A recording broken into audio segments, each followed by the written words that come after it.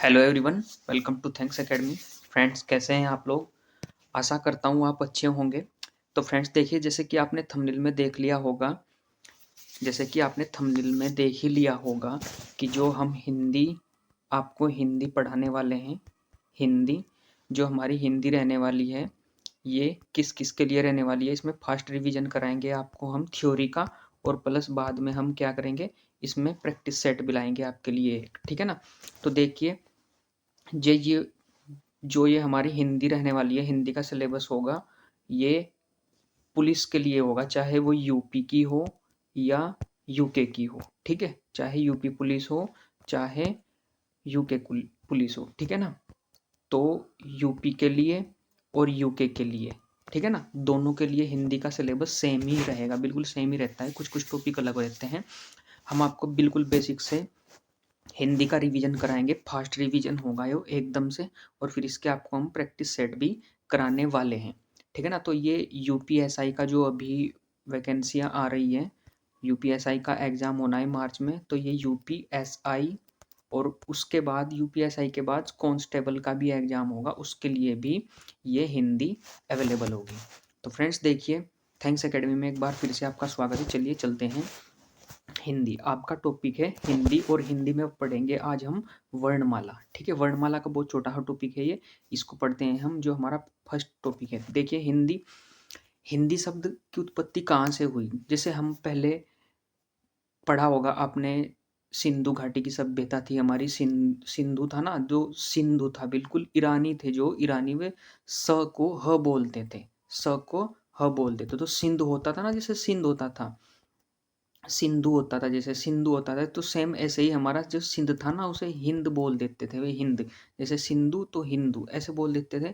तो वो स को ह बोलते थे, क्या बोलते थे, स को ह बोलते थे। तो वहीं से स को ह की पर ये प्रचलित हो गया, और ये हिंदी बन गया, ठीक है ना। तो ये हिंदी क्या है हमारी, हमारी क्या है, एक भाषा है, ठीक है ना। तो इसे हम क्या बोलते हैं, हिंदी बोलते हैं। तो देखिए, हिंदी हिंदी क्या है हमारी, हिंदी हमारी राजभाषा है, ठीक है। हिंदी हमारी क्या है, राजभाषा है, जिसका अर्थ क्या है, हिंद, हिंद का वासी। जिसका अर्थ क्या है, हिंद का वासी यानी भारतवासी, ठीक है। और हिंदी भाषा का, ये हो गया पॉइंट नंबर एक। और हिंदी भाषा मूलतः फारसी भाषा का शब्द है। किस भाषा का शब्द है, हिंदी फारसी भाषा का शब्द, ठीक है। तो हिंदी फारसी भाषा का शब्द है, ठीक है ना। अब राष्ट्रभाषा किसे बोलते हैं और राजभाषा किसे बोलते हैं, ठीक है ना। तो जो भाषा पूरे राष्ट्र में संपर्क स्थापित करती है, उसे हम क्या बोलते हैं, राष्ट्रभाषा बोलते हैं। और तथा जिस भाषा को हम राजकीय कार्यों में प्रचलित करते हैं, उसे राजभाषा बोलते हैं, ठीक है ना। जो भाषा शासन व्यवस्था में प्रचलित हो जाती है, उसे क्या बोल देते हैं हम, राजकीय भाषा बोल देते हैं, ठीक है। हिंदी का, जो हमारी हिंदी है, हिंदी का उद्भव का सही क्रम क्या होगा, पहले हिंदी, पहले संस्कृत आई, संस्कृत के बाद पाली आई, पाली के बाद प्राकृत आई, प्राकृत के बाद अपभ्रंश, अपभ्रंश के बाद आहट, और आहट के बाद हिंदी, ठीक है ना। तो हिंदी हमारी यहाँ के यहाँ से निकली है, संस्कृत से, ठीक है ना। एकदम डायरेक्ट संस्कृत से नहीं निकली, एकदम डायरेक्ट संस्कृत से नहीं निकली। पहले हमारी संस्कृत आई, पाली आई, प्राकृत, अपभ्रंश, आहट, और फिर जाके हमारी हिंदी आई, ठीक है ना। तो हिंदी भाषा की अधिकतर लिपियां किस में लिखी जाती है, ब्राह्मी लिपि में लिखी जाती है। ब्राह्मी लिपि में अधिकतर, भारत की अधिकतर लिपियां किस में लिखी जाती है, ब्राह्मी लिपि में लिखी जाती है। और ब्राह्मी लिपि की एक लिपि है देवनागरी लिपि। देवनागरी लिपि किधर से इधर को लिखी जाती है, इधर से इधर को, बाएं से दाएं को, लेफ्ट से राइट को लिखी जाती है, ठीक है ना। तो लेफ्ट से राइट को लिखी जाती है। हमारी हिंदी भाषा भी किस में लिखी जाती है, देवनागरी लिपि में लिखी जाती है, और लेफ्ट से राइट को लिखी जाती है, ठीक है। फिर हमारी एक आती है गांधारी लिपि। गांधारी लिपि होती है हमारी, गांधारी लिपि, इसका अन्य नाम हो जाएगा खगोष्ठ लिपि। क्या हो जाता है, खरोष्टी लिपि, इसका नाम हो जाता है खरोष्टी लिपि। खरोष्टी लिपि नाम हो जाता है उसका। और ये कैसे लिखी जाती है, ये दाएं से बाएं को लिखी जाती है। जैसे उर्दू लिखते हैं इधर को दाएं से बाएं को, राइट से लेफ्ट साइड को लिखी जाती है, इधर को। जैसे हिंदी तो हम इधर से इधर को लिखते हैं, पढ़ते भी ऐसे ही है। ये किधर से लिखी जाती है, ये इधर से इधर को लिखी जाती है, इधर से इधर को, ठीक है ना। इधर से इधर को लिखी जाती है। इतना समझ में आया? देखिए, हिंदी दिवस कब मनाया जाता है? हिंदी दिवस हमारा 14 सितंबर को मनाया जाता है। जो हिंदी दिवस है हमारा, हिंदी दिवस 14 सितंबर को मनाया जाता है। 14 सितंबर जो चला गया है। और विश्व हिंदी दिवस कब मनाया जाता है? विश्व हिंदी दिवस 10 जनवरी को मनाया जाता है। विश्व हिंदी दिवस 10 जनवरी को मनाया जाता है। और अंतर्राष्ट्रीय मातृ दिवस कब मनाया जाता है? 21 फरवरी को। तो ये जनवरी और फरवरी तो आने वाली है, तो ये हम दिवस मनाएंगे अच्छे से। ठीक है ना फ्रेंड्स? अच्छे से रिवीजन करो। और ये हम पढ़ेंगे वर्णमाला। ठीक है ना? वो हमने हिंदी का थोड़ा इंट्रोडक्शन कराया आपको। अब आ जाती है वर्णमाला। वर्णमाला दो चीज से मिलकर बनी है। नंबर 1 स्वर से, नंबर 2 व्यंजन से। वर्णमाला दो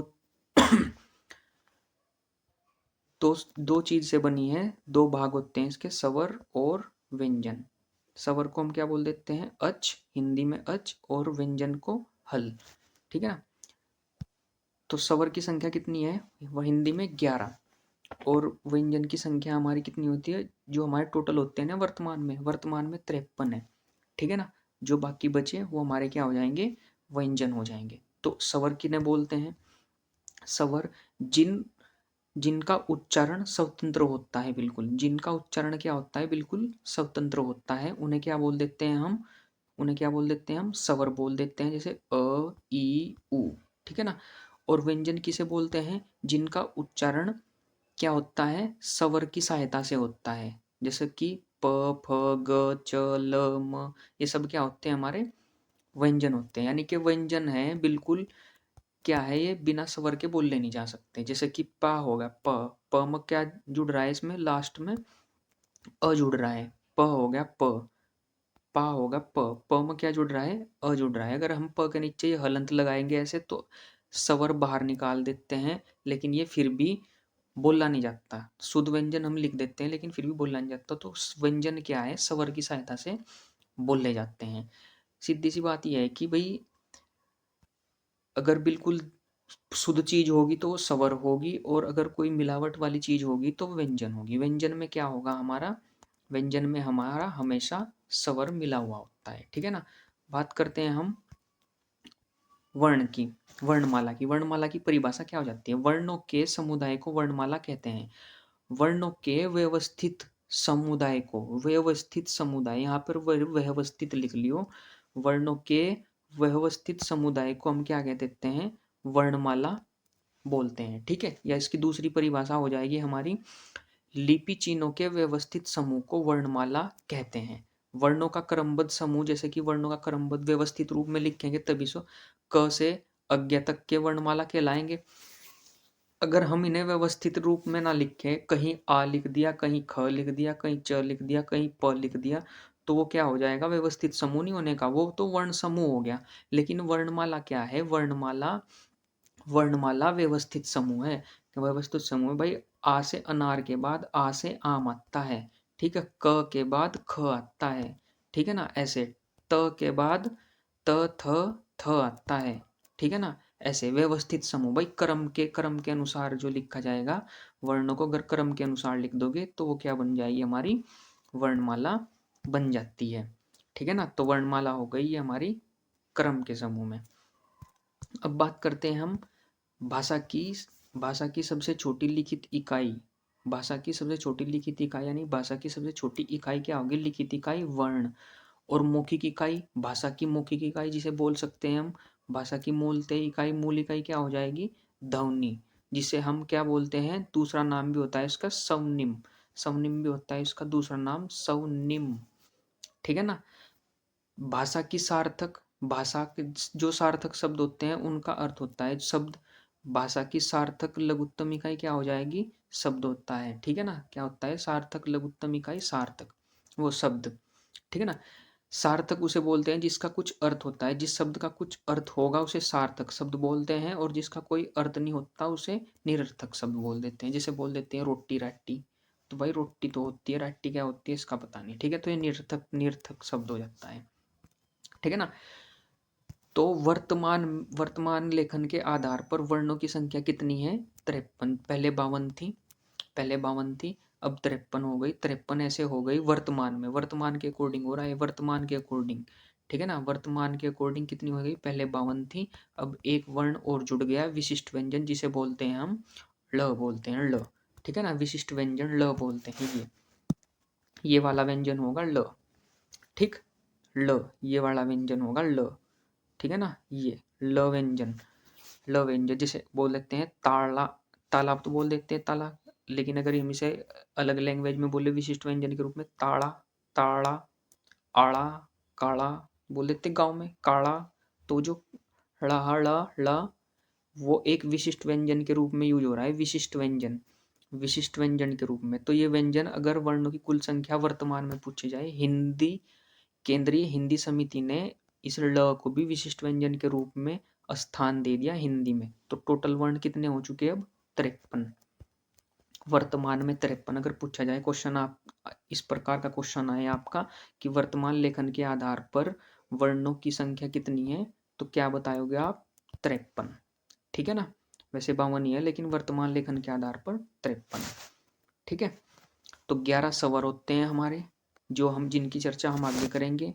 स्पर्श व्यंजन हमारे 25 होते हैं, उष्म व्यंजन हमारे 4 होते हैं, अंतस्थ व्यंजन हमारे 4 होते हैं, संयुक्त व्यंजन हमारे 4 होते हैं, 2 हमारे द्विगुण होते हैं, 2 हमारे अयोगवाह होते हैं, एक विशिष्ट व्यंजन जिसकी चर्चा हमने अभी करी है, ये होता है विशिष्ट व्यंजन। टोटल हो गए वर्तमान लेखन के आधार पर 53 व्यंजन, मतलब 53 वर्णमाला की 53 वर्ण हो गए टोटल, 53, ठीक है ना।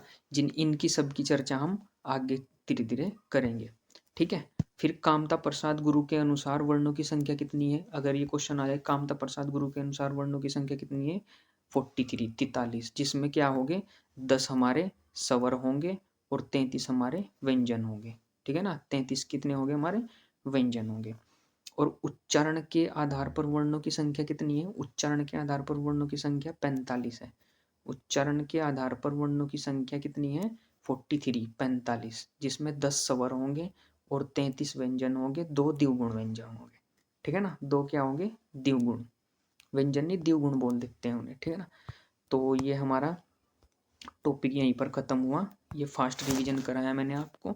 तो फ्रेंड्स, अगर आपको हमारी वीडियो अच्छी लगी है तो प्लीज़ चैनल को सब्सक्राइब करें, लाइक करें और ज़्यादा से ज़्यादा शेयर करें, ठीक है फ्रेंड्स, मिलते हैं नेक्स्ट वीडियो में।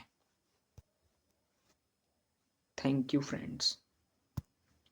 तो अगर आपको इस जो हमारी पीडीएफ है, अगर इस पीडीएफ का आपको मतलब ये पीडीएफ चाहिए, तो हमारा टेलीग्राम जो ग्रुप है उसका लिंक डिस्क्रिप्शन में दिया गया है, थैंक्स एकेडमी करके हमारा टेलीग्राम ग्रुप है। जैसे ही आप लिंक पे क्लिक करोगे तो वहाँ पर आपको पीडीएफ मिल जाएगी, ठीक है ना फ्रेंड्स। तो आप ग्रुप पर भी चेक कर सकते हैं, डिस्क्रिप्शन में लिंक मिल जाएगा, ये पीडीएफ वहाँ से आप आराम से नोट कर सकते हैं, स्क्रीनशॉट वगैरह ले लियो या हाथ से लिखने की कोई ज़रूरत नहीं है, पीडीएफ आपको डिस्क्रिप्शन लिंक में मिल जाएगी, ठीक है ना। तो फ्रेंड्स, वीडियो आपको अच्छी लग रही है तो प्लीज़ चैनल को सब्सक्राइब करें, लाइक करें, ज़्यादा से ज़्यादा शेयर करें। Thank you.